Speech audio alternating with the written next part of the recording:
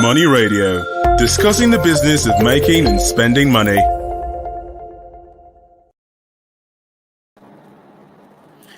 Hello, you're welcome to today's edition of Money Radio, a program that brings you the latest developments in Nigeria's business and economy cycles and issues of business around the world.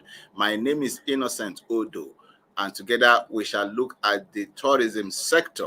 And the essential part of it is to look at data collection in this very important industry, which the federal government has made part of its scheme to drive the diversification agenda of the Nigerian economy in order to achieve the noble objectives of the economic recovery growth plan. Before we go into the discussion proper, let's have, as is customary with us, some news tidbits around issues of businesses in Nigeria around the world. Now, in the news, we don't have a story that is not too cheery for Nigerians, as the plan by the administration of President Muhammadu Buhari to lift 100 million Nigerians out of poverty seems to be like a tall order, with the revelation that about 65 million of the country's youth could be jobless in the next 4 years. This is approximately 1 in every 3 Nigerian, going by the country's population of about 200 million people.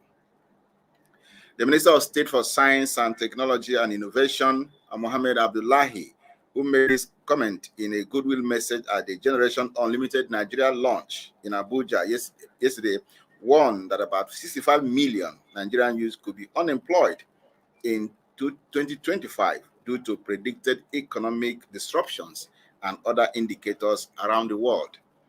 He made reference to a disturbing 2020 report by the managing director of World Economic Forum, Sadia Zahidi, who said that in the next 5 years, about 85 million jobs will be disrupted around the world due to lack of skills, population, robotics, and remote work, among others. The minister further said that the 85 million persons globally comprise about 65 million of Nigerian youth, which is an alarming and gloomy situation and needs to be arrested urgently. The Pharmaceutical Society of Nigeria yesterday disclosed that 90% of the central bank's 100 billion COVID-19 intervention fund has been disbursed to 40 pharmaceutical companies in the country. The president of the Pharmaceutical Society of Nigeria, Sam Ohuabonwa, who disclosed this at a press conference in Lagos, said over 40 pharmaceutical companies were given not less than 2 billion each. Ohuabonwa lauded the CBN COVID-19 Intervention Fund, but noted that the initiative could be marred by non-availability of forex to pharmaceutical companies. The president said the majority of pharmaceutical companies are still struggling to get foreign exchange. He said, and I quote, "If they can get forex, they will be able to buy equipment and the raw materials needed to manufacture drugs locally. We call on the CBN to make forex available for those who have received loans to acquire machinery and critical raw materials," end of quote. Still in the news, the Senate has directed the Accountant General of the Federation to refund 665.8 billion naira that was diverted from the country's Solid Minerals Development Fund. The Office of the Accountant General of the Federation was said to have illegally diverted the money from Solid Minerals Development Funds and Stabilization Fund to Independent National Electoral Commission, Ministry of Power, and the Nigerian Army, among others. The committee, chaired by Senator Matthew Orogide, in its investigation discovered that many government agencies benefited from the funds illegally diverted in the Office of the Accountant General of the Federation, with other funds meant to be used in the development of solid minerals in the country. Further investigation showed that the federal government paid the entitlement of former President Goodluck Jonathan and his ex-wife Deputy Namadi Sambo to the tune of $1.5 billion as severance package from the diverted fund on June 11, 2015. And the Director General of the National Information Technology Development Agency, NIDA, Inua Kashifu Abdullahi, has said that cloud computing is important in fostering Nigeria's digital economy, stressing that it plays a significant role and efficiently. He described cloud computing as the essential way of delivering services, especially in database, networking, artificial intelligence, analytics over the internet to offer faster innovations, flexibility resources, reduce IT costs, and better security.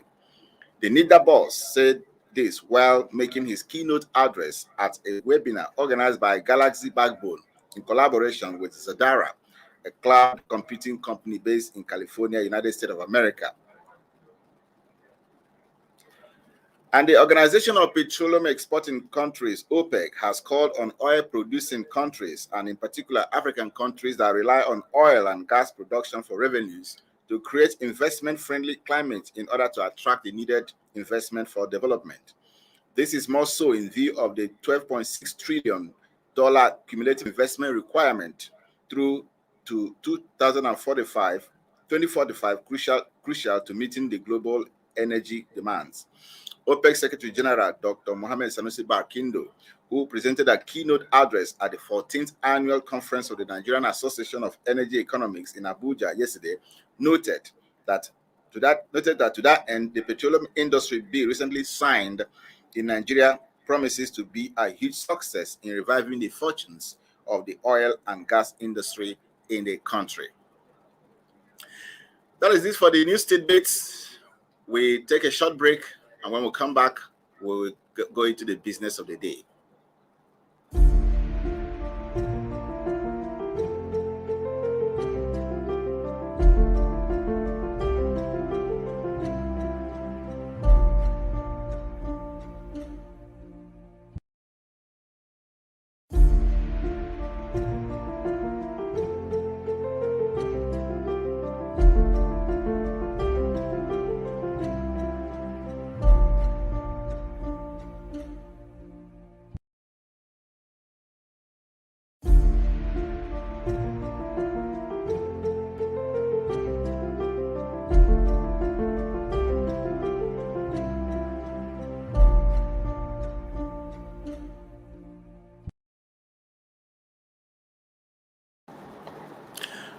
Welcome back. If you're just joining us, we're taking a look at the tourism sector of the Nigerian economy, and our focus is on the importance of data collection in the development of Nigerian tourism. And I've been joined in the studio by two gentlemen who will do justice to this very important topic.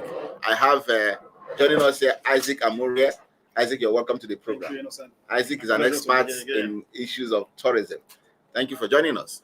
And also to Jerry Emerson.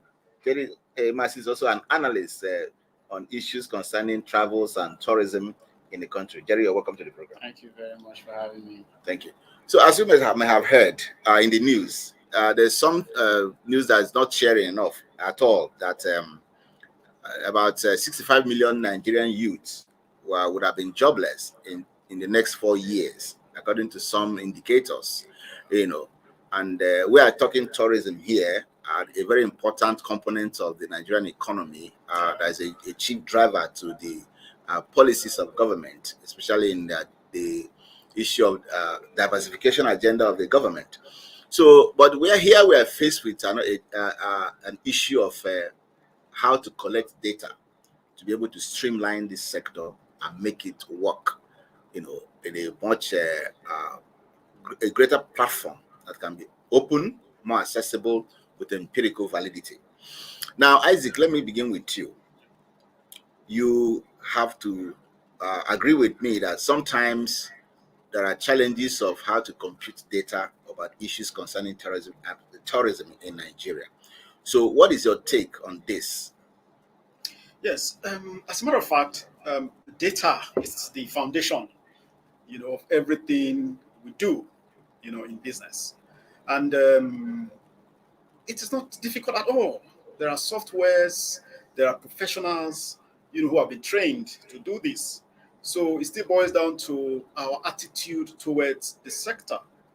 If we prioritize the repositioning of the tourism sector, then of course we will get the right people to get this data for us. For example, we have some very conservative figures that the National Bureau for Statistics will bandy year in, year out. Okay? But we know these figures are actually very conservative because if you look at the stats, you won't see how much the local governments in Nigeria, for example, contribute to tourism. You won't see, you just have a fleeting mention of what Lagos contributes, what Abuja contributes, of course, by way of tourist receipts. Yes. Okay? So that is not extensive enough. We should be able to sit down and engage the private sector so that they can actually come into this industry. Without data, you won't go anywhere. For example, you need data to inform your markets. Yes. The number of tourist destinations we have in Nigeria. Local government per local government. Local council per local council. Okay? Then state by state. Then you also need data. You should be able to also tell the world the number of hotels you have. Okay? And what are their status? Do you have 7-star hotels? Do you have 5-star? Do you have 4, 3, 2, 1 star? Or starless, as the case may be. You understand it? Yes. So, because the market we are targeting, it's actually very advanced, Yes. very developed. So, for the foreign tourists who want to come to Nigeria, they need data. They will just go to your site and say, okay, what do you have? What is peculiar about your tourism offering as a country? Yes. If they don't have the data, to assess all of that, they won't come. Nobody will want to take that plunge into the ocean without knowing what is there. Yes. Especially now that we have security issues, and of course with COVID too. So data is Okay. There's another thing foundation. as you were making your point. I just something struck me, Yeah. and the issue of this Nigerian Tourism Development Corporation. The issue of not being able to get enough data, and also this needed collaboration with the states, because while we're talking about states is that tourism is local. Yes. A lot of the tourist sites that we're talking about are actually based in the states and local governments. Yes, so sure. there has to be a synergy between the federal agency like the NTTC and the states governments to be able to harness this potential to make it an actual wealth for us. But what do you think is the problem of coming together as people who have a stake in an industry that they are supposed to put in a world map? Why is it difficult for Nigerian states and the federal side to form that synergy to make this industry work? Yes. One reason is this: we keep deploying not our best foot to that sector. Even at the state level, you won't find a professional heading the Ministry of Tourism, for example. That is even if you have such a ministry. Most days you actually have Ministry of Culture, Ministry of Arts, and all of that. So tourism is very insignificant in the whole arrangement. So if you deploy experts to man those ministries, you'll get good results. But if you rank tourism as the least in your scheme of things, and because even at the federal level, you say, okay, we want the best to go to an NPC, we want the best to go to Ministry of Petroleum or something, but nobody pays serious attention to the tourism sector. So if we have professionals at every level, from the states to the local government to, of course we'll have, our outlook will be better than what we currently have. Although, granted that we have the Council of Tourism that has commissioners of tourism from all the 36 states and all of that, but if you engage them, you still see that there is paucity of ideas to drive this sector to get the desired result. Jerry, he said there's paucity of ideas. And another thing is there's a fundamental disconnect between the federal government that runs an agency, in Abuja and maybe in Lagos, with the local people.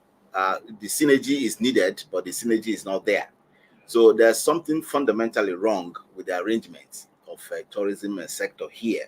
So, in your own, what is your own take on why this type of thing has continued to happen, and what do you think should be done to address the situation? Talking about then coordinating effort and getting us the real data that we need to foster progress in this sector. Okay, thank you very much. Basically, what is needed is for government at all levels to prioritize the issues around tourism, because we cannot say we want to diversify the economy from oil to other sectors Sectors. without giving that necessary fillip or push into getting things to work as it should. So government, from the federal to state to the local government, should prioritize issue of tourism. And for data, of course, we know what data stands for. In policy making, data is very central. So collection of data from all these from the state, Yeah, federal, for everywhere, because it helps in policy yes, formulation, yes, yes. decision making. So government should pay attention. Should, just like research, funding for research, government should you know fund Yes. data collection and engage professionals, Yes. as well as equipment needed for proper data collection. Yes. So that will aid, and that will aid in proper data management. Okay, there's an issue of is this funding now that is a problem. Isaac raised a matter of people not, of course, he raised the issue of professionals not being engaged, and professionals don't go to a place where they don't see seriousness of in terms of funding an area like a sector like tourism. So if professionals don't see the real expertise there, they don't see a platform or a framework that affords them an opportunity to even invest in the sector, you won't see them. So is it a matter of lack of funding, or just that there's so much laxity on our part as a government and as a people to take issues of tourism seriously? Is it that? And I wonder which one is the carries to a larger degree, to the problem that we're having in this sector. Just like I said, government needs to take it serious. I mentioned funding for data management. That is crucial, because you need to present data for people to see, both local and international tourists Yes. should be able to see something to say, oh, okay, this is for investors as well, because some of these locations, are places people can go and invest and do businesses.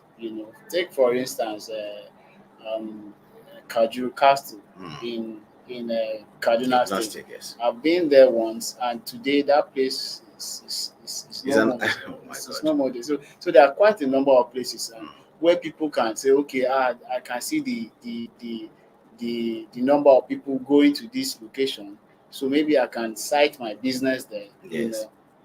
So Yes, that reminds me an experience I had some time ago in China. There's a tourist site called the Temple of Heaven, and in that Temple of Heaven, the data is already there that in a day you have about 40,000 tourists every day. 40,000 tourists. The Temple of Heaven.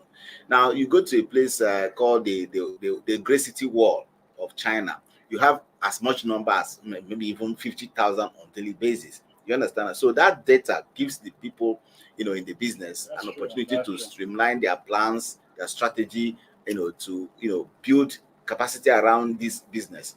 And that reminds us, you see, when we talk about these issues, we talk about their contribution to the national economy. We're not just talking about statistics.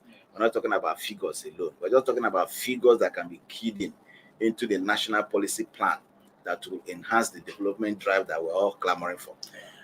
Well, before we continue, let's go for a short break. When we return, we continue with the discussion.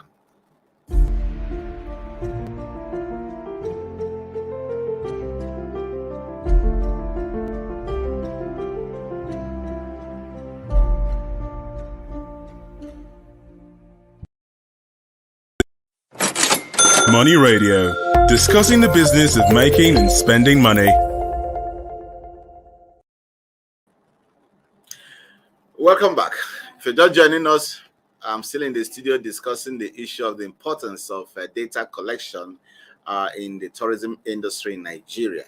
And I was making a point of where examples of countries like China and other like India and even Israel, but specifically China, where, for instance, you have the Temple of Heaven, where you have a statistic of 40,000 people visiting on daily basis. That's on the normal days.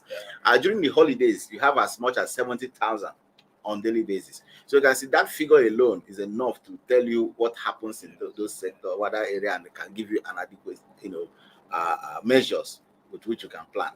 So, but tourism generally in Nigeria adds about 5.1% to the GDP of the country. And that's around 2019. So that was before COVID. Yeah. Now COVID has almost disrupted everything. And we also have the crisis of insecurity ravaging all parts of the country now. So but this is not that bad as a country. You want to make a contribution to that? Yes, because in terms of local activities or domestic tourism activities, yes, people still go to church. Yes, in most parts of Africa, okay, where we had lockdown, total lockdown, in some parts of the world, but it wasn't that bad, in Africa. Then on funding, if you really want to get the picture, got a very clear picture of what we should do, with funding, let's just look at what Dubai is doing. Yes, you understand it. Apart from the fact that we need to allow space for the private people to run this industry, government also must be ready to put down its own share of this money. I tell you something. You see, this banditry that we're having now, have youths, out of jobs. These are people that, if we reposition the tourism sector properly, so these guys will be working as tour guides. Tour guides, yes. In some parts of the north, yes. And all that. Today, hotels and all the you understand it. Tourism remains the highest employer of labor worldwide, yes. And the potential is there, for our country. We started this program by, we talked about the projection, yes. For Nigeria, that 1 in every 3 Nigerians will be jobless, just in 4 years.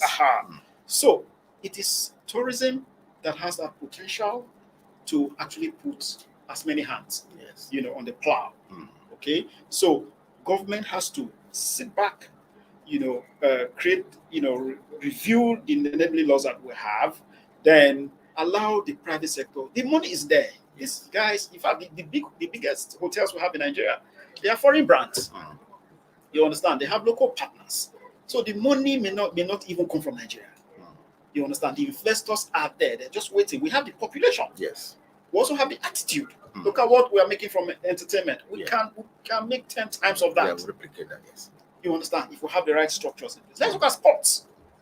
We have the national stadium here that is, virtually utilized. Yes. You get it? And that is because, government is still, we have this policy flip-flop. You understand it? So if you allow the private sector to drive sports, then of course you see, more promise and more result. So it's not about funding. The funding is there. We just need to allow them. It's create that space, that environment for them to come and take it. Jerry, that's what we need. Okay, Jerry, diversification of an economy it has become incumbent on Nigerian government and the stakeholders in this drive to diversify the economy. And tourism, a very important component of that economy, must be given adequate attention, just like Isaac has said.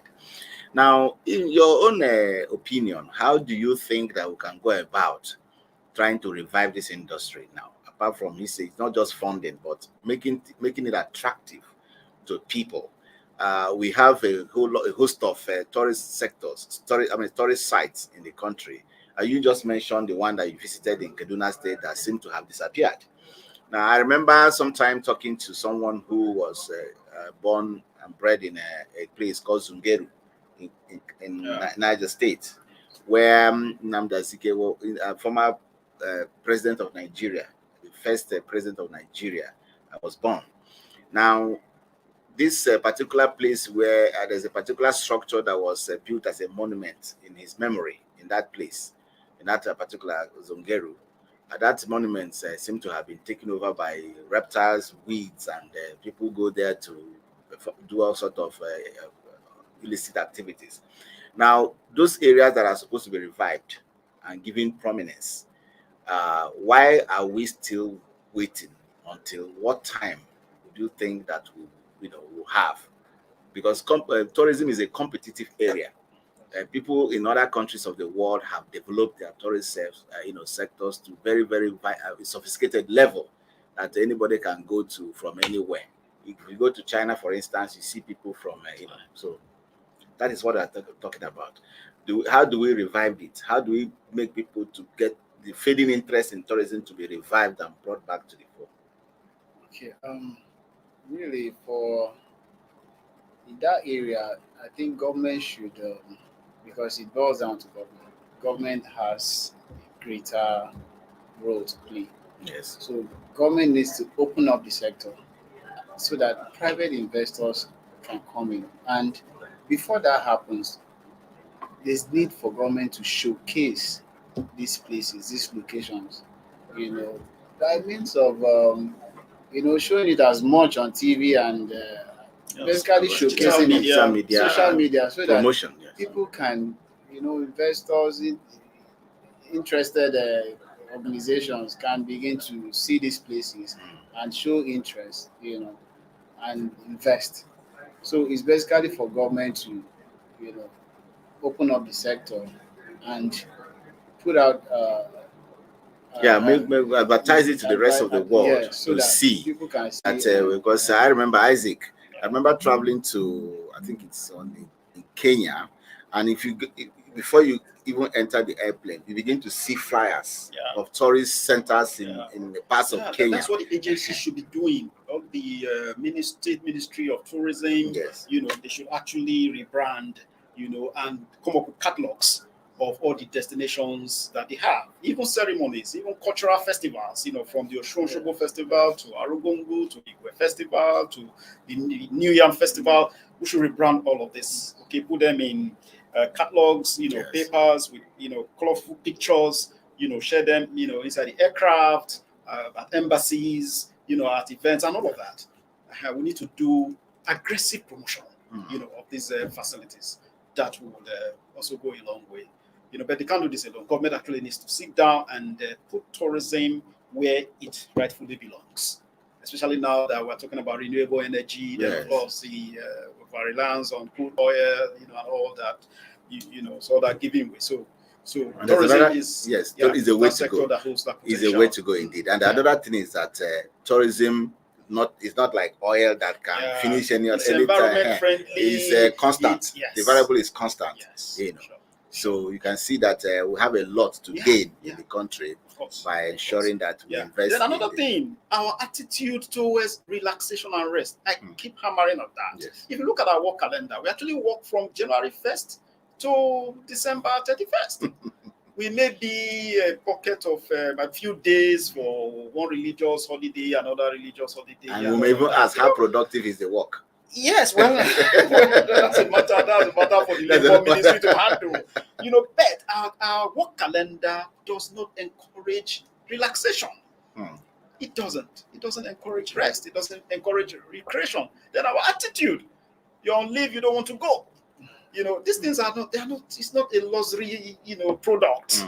It's for your own well-being. Yes. You understand it. So we should criminalize overwork. If you ask me. We should criminalize overwork. Yeah, sure. No, yeah, sure. Because if we fix the tourism industry and domestically we have people patronizing these sites, then we can attract foreign tourists. And the more money we make from the sector, the better for the economy. Yes. You understand? So for me, that's what I think. Within the FCT, yes, in recent time, I've noticed that there's a lot of hiking activities. Mm. There are quite a number of places around the FCT. Yes. So there's need for the FCTA or the FCT authority Yes. to find a way to streamline Activities around this. Hiking. So that at least we're able to raise the companies, organizations, they should have packages. Yes. Okay. Some companies have programs for their staff. Mm-hmm. If it's towards the end of the year, you organize some getaway, holidays for families, meet and greet, and all of that. And even some companies that also make money in Nigeria can actually be co-opted into this system to be able to, contribute their own. It's a network. It's a network. Sort. Yes. So there should be some enabling laws to, in fact, persuade them. Yes. Right? I don't want to use the word. I don't want to use the word force them, but to persuade them. As individuals, as organizations, we just need a rethink. We need a rethink. We must prioritize our well-being, rest and recreation. We must prioritize our well-being, wealth, and recreation. That is a good way to leave it here. And I've been joined in the studio by Isaac Amurie. Thank you. Thank you, Isaac, for joining us. Also here with Jerry Emanson. Jerry has been wonderful, contributing to this very important discussion. And we've been talking about the importance of data collection to the development of the tourism sector in Nigeria. This is very, very important that we, revive the Nigerian sector. That is all very important sector to help in the economic diversification agenda of the federal government. And it's on that note that we draw the curtains on today's edition of Money Radio. We promise we're going to come back with a bumper edition of the program when next we meet you. Thank you and have a blessed day.